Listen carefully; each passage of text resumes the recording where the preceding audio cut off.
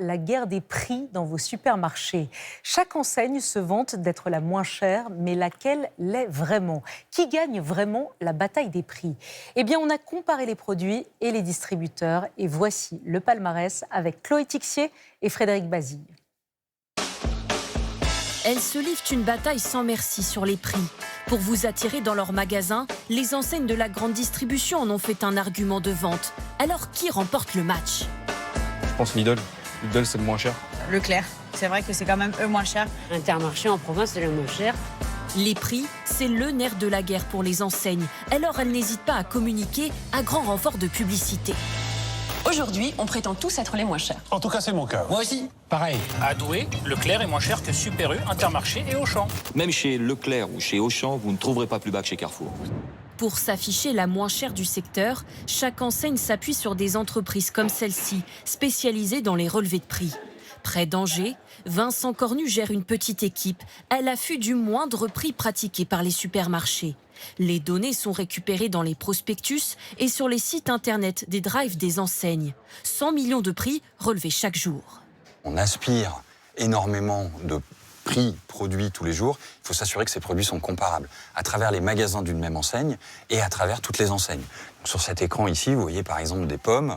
On est en train de s'assurer qu'on peut bien les rentrer dans notre base et les rendre comparables. L'intérêt, c'est que les enseignes puissent se comparer entre elles. Et se comparer, elles adorent ça. Alors, qui est vraiment la moins chère? Nous avons eu accès à une base de données, plus de 6600 drives répartis dans toute la France. Tous les prix des produits présents sur les sites ont été analysés sur le mois de janvier. Des milliers de références, des céréales au yaourt jusqu'à la lessive, uniquement des produits de grande marque. Résultat de ce relevé, Leclerc arrive en tête des enseignes les moins chères, suivi des hypermarchés U et des hypermarchés d'Intermarché. Les hypermarchés Carrefour sont à la 4e place, assez loin devant Auchan ou Monoprix. Et qu'en est-il de Lidl?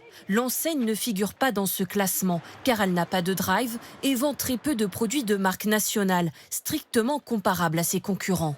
Pourtant, le discounter n'hésite pas à l'afficher. Il serait bien le roi des petits prix. Dans cette publicité sortie fin janvier, Lidl compare un panier de courses avec Intermarché, Carrefour, Leclerc et U. Il promet à chaque fois une dizaine d'euros d'économie, avec en prime un chariot bien rempli. Nous avons donc épluché leur méthodologie et fait nos courses en reconstituant un de ces chariots. Première surprise, Lidl compare au maximum 35 produits avec chacun de ses concurrents. Résultat, si l'enseigne promet un chariot waouh, en réalité avec la même quantité, le nôtre est bien moins impressionnant. Et en regardant ces chariots d'un peu plus près, quel produit Lidl a-t-il choisi de comparer? Nous avons décortiqué chaque panier mis en avant dans la publicité, 121 références au total. Et deuxième surprise, les produits choisis par Lidl ne sont pas tous les mêmes en fonction des enseignes. On voit qu'il y en a certains où il y a ce qu'on appelle les produits non alimentaires, comme des piles. Là, il n'y a pas de piles pour comparer. Dans Super U, par exemple, il y a des carottes râpées. Et en fait, on voit que chez Intermarché, il n'y a pas de crudité fraîche. Et puis, par exemple, dans ce panier, il y a un produit pour les animaux qu'on retrouve nulle part ailleurs. Sur chaque article sélectionné par Lidl, il est systématiquement le moins cher. L'enseigne assume ses différences pour obtenir une comparaison qu'elle juge pertinente. Une méthode légale et efficace selon cette experte. Les Français sont très peu à aller creuser dans la méthodologie, mais qu'est-ce qui va en rester? C'est que quand même, il y a des enseignes qui très régulièrement disent « Regardez, je suis moins cher ». Ça va laisser une trace en termes d'image-prix de l'enseigne. Cette image est-elle fidèle à la réalité? Lidl rivalise-t-il avec les autres enseignes? Pour cette association de consommateurs qui réalise régulièrement des classements, il est plutôt bien placé niveau prix, avant tout sur ses propres marques. Et donc, est-ce que les produits Lidl sont moins chers que les produits Leclerc? Ça va dépendre des gammes. Effectivement, Lidl peut avoir des produits très compétitifs. Il est bien, par exemple, pour les fruits, les légumes, les produits frais. Sur la cosmétique aussi, il a des positionnements qui ne sont pas inintéressants. Et sur tout le reste, ce qu'on appelle l'épicerie, la différence est assez ténue. Cette guerre entre enseignes n'est pas prête de s'arrêter, car au moment de faire les courses, le prix reste le critère numéro 1 pour plus de la moitié des Français. Oui, et si vous voulez savoir si les prix des supermarchés de votre département sont dans la moyenne nationale, au-dessus ou en dessous, il vous suffit de scanner ce QR code qui apparaît juste là, en bas de votre écran. Il a été élaboré par nos confrères de France Info. Vous le savez, les négociations battent leur plein en ce moment entre les grandes marques et les grandes surfaces pour fixer les prix de vos produits dans les rayons. Mais saviez-vous qu'une partie de ces discussions ne se passe plus en France, mais ailleurs, en Belgique, en Espagne, aux Pays-Bas? Est-ce une manière pour certaines grandes enseignes de contourner la loi française? C'est l'enquête de l'œil du 20h ce soir, signée Lisa Beaujour, Élodie Delevoye et Mathieu Régnier. Quand les grandes surfaces négocient les prix des produits, elles doivent respecter la loi française qui protège leurs fournisseurs. Mais en imposant la tenue de certaines négociations à l'étranger, les distributeurs sont soupçonnés de contourner la réglementation. Nous sommes nombreux à penser que l'emplacement de ces méga centrales d'achat n'est pas anodin. Elle vous servirait à échapper au droit français. Alors, la grande distribution enfreint-elle les lois en négociant hors de nos frontières? C'est l'enquête de l'œil du 20h. Pour garnir leurs rayons, les grandes surfaces se sont alliées dans des centrales d'achat. Cela leur permet d'être plus puissantes et de faire baisser les prix. Et lorsqu'elles négocient face à leurs plus gros fournisseurs, les discussions se passent à l'étranger. Pour Carrefour et Coopérative U, c'est à Madrid. Leclerc, à Bruxelles. Et Intermarché, Auchan et Casino ont rejoint la centrale d'achat Everest à Amsterdam. Que se passe-t-il vraiment dans ces plateformes hors de nos frontières? Pour le savoir, nous avons pris le train, direction Amsterdam. Exceptionnellement, une centrale d'achat nous a ouvert ses portes. C'est celle d'Intermarché, Auchan et Casino. Bonjour. Bonjour, monsieur Ferrari. Bonjour, enchanté.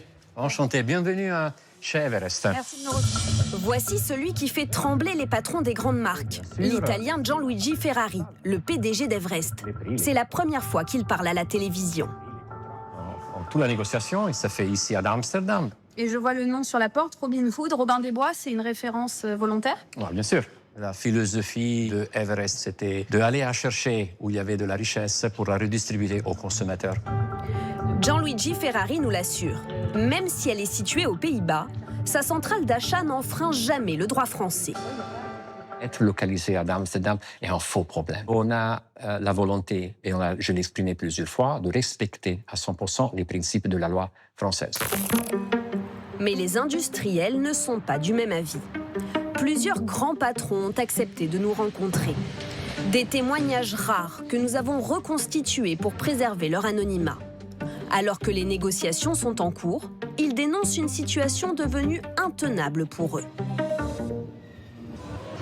On ne prend ce risque que parce qu'on est à peu près comme le condamné à la veille de passer sur l'échafaud. De toute façon, il n'y a plus aucune solution, puisqu'aujourd'hui ce n'est plus négociation, c'est soumission. Première étape, la vente de services. D'après ces patrons, avant même les négociations, ils doivent s'abonner à des services proposés par les distributeurs.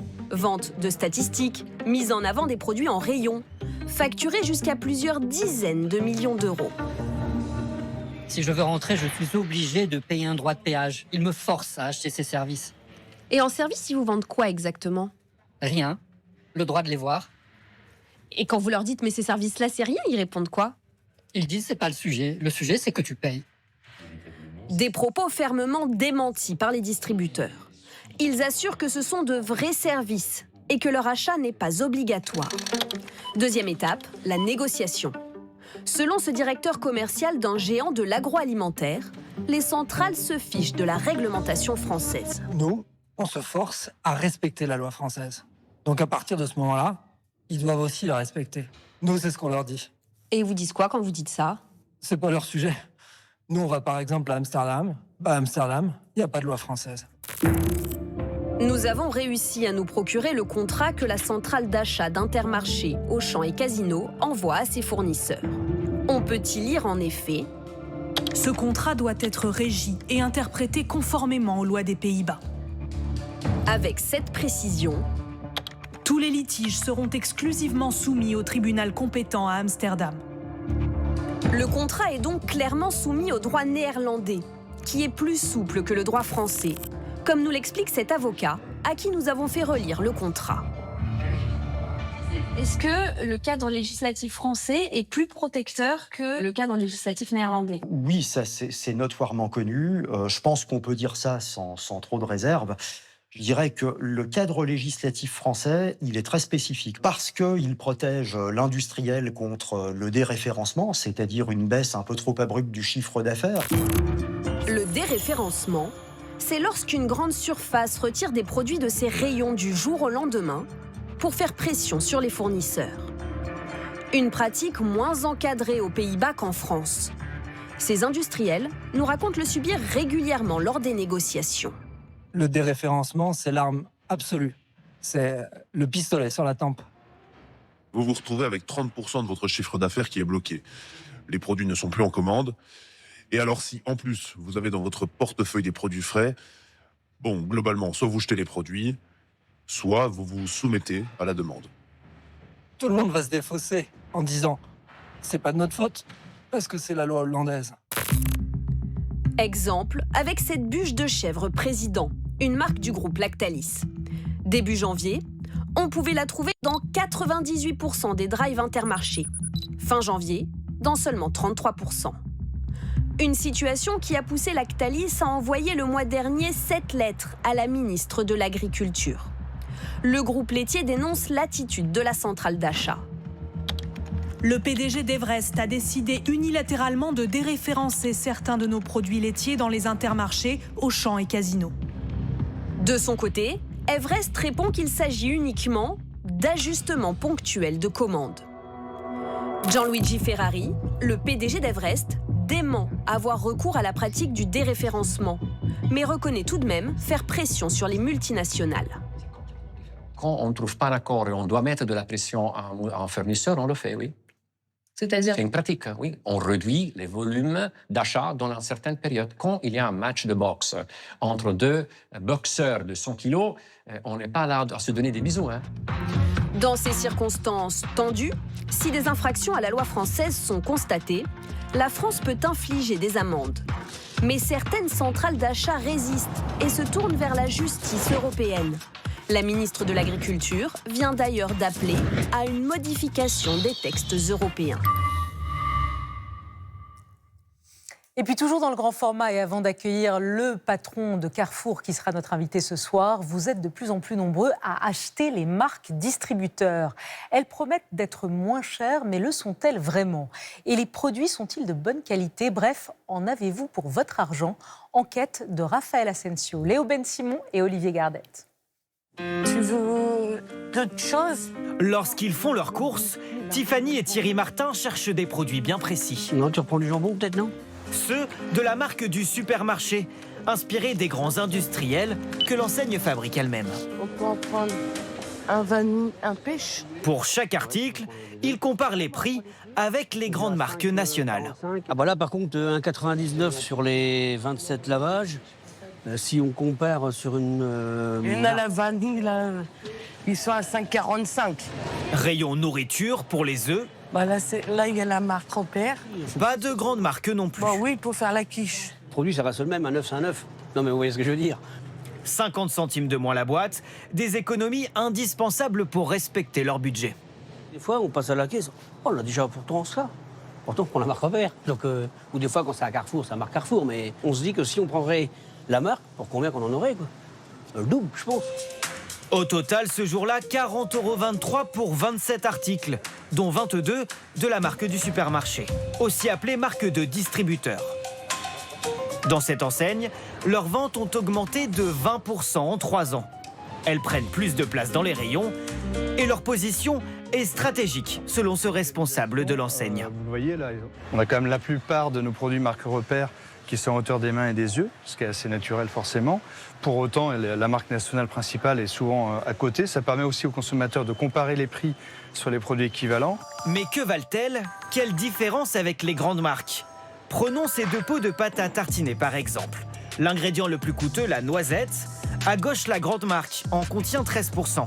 À droite, celle du supermarché, 13% également. Pourtant, le prix, 6,66 € pour l'une, 4,25 € pour l'autre. Même chose avec ces raviolis, 7,5% de bœuf dans les 2 conserves. Mais 2,60 € pour la marque nationale et 1,35 € pour celle du supermarché. Des prix plus bas grâce à des coûts de production réduits. Le prix d'achat, pour le baisser, forcément, il faut avoir le maximum de volume. Donc les progressions de volume qu'on a pu faire depuis 3 ans nous ont bien aidés à optimiser ces coûts de logistique, de transport, de packaging, de communication. Pâtes, viande, soda, les marques de distributeurs sont partout. Alors comment sont-elles produites? Ce gâteau au chocolat, par exemple, sort de cette usine près de Cholet. Ici, jusqu'à 6 millions de biscuits chaque jour, parfois identiques, mais vendus sous différentes marques et pour toute la grande distribution. Côté qualité, le directeur de l'usine l'assure, tous ont un objectif, égaler, voire dépasser les marques nationales. On a effectivement un cahier des charges qui est de plus en plus précis. On nous demande de plus en plus d'améliorer le Nutri-Score. Ça peut être effectivement de la réduction de taux de sucre. Mais les marques de distributeurs se valent-elles toutes? Chaque enseigne vend plusieurs gammes.